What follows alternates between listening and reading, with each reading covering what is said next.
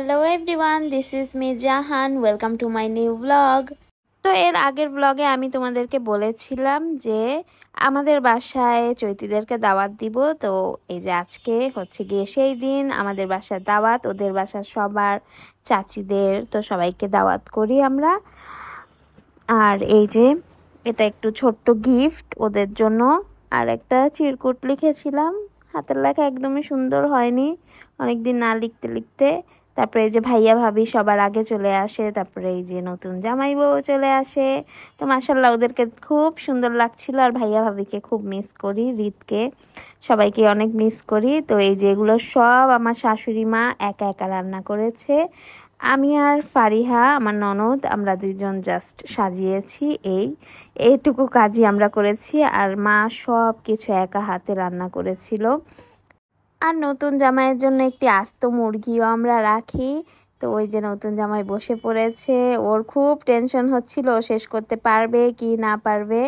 এরপর আমার শাশুড়ি মা সবাইকে সার্ভ করছিল, তো সবাই বসে পড়েছিল আর আমরা সবাইকে দিচ্ছিলাম। তো খাবারটা অনেক ইয়াম্মি হয়েছিল, খুবই মজা হয়েছিল।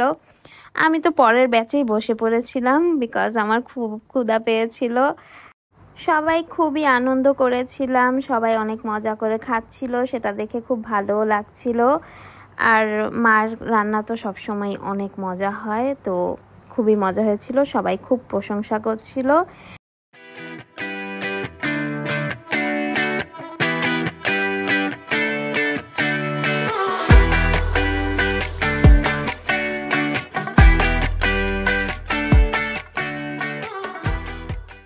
এরপরে সবার খাওয়া দাওয়া শেষ করার পরে এখন হচ্ছে ডেজার্ট আইটেমের পালা। এখানে ছিল পায়েস, মা বানিয়েছিল পুডিং, তারপরে মিষ্টি, দই, তো এগুলো সবই এখানে আছে ডেজার্ট হিসাবে।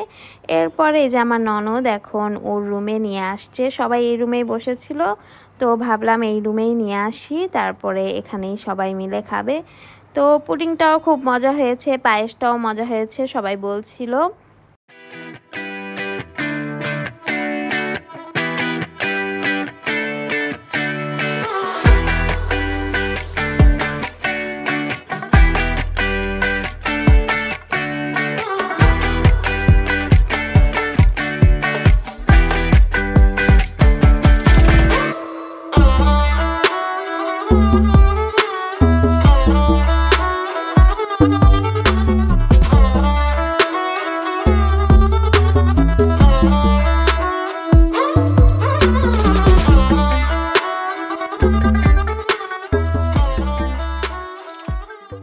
তো এই যে অরোরাকেও খাওয়ানো হচ্ছিল, অরোরারও খুব ইয়াম্মি লাগছিল খাবারগুলো।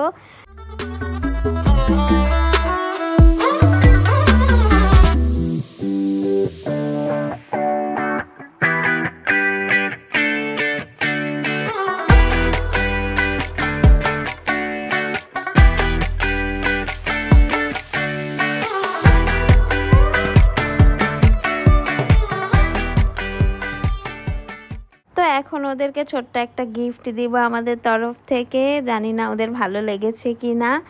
তো এই যে আমি দিচ্ছিলাম, ওর শরীরটা হঠাৎ খারাপ হয়ে যায়, তো ও রুমে একটু রেস্ট নিচ্ছিল, তো আমি ওদেরকে দেই এই যে গিফট। আর তোমাদেরও এই ব্লগটা কীরকম লেগেছে, মানে সব কিছু অ্যারেঞ্জমেন্ট সব কিছু কীরকম লেগেছে কমেন্ট করে জানিও।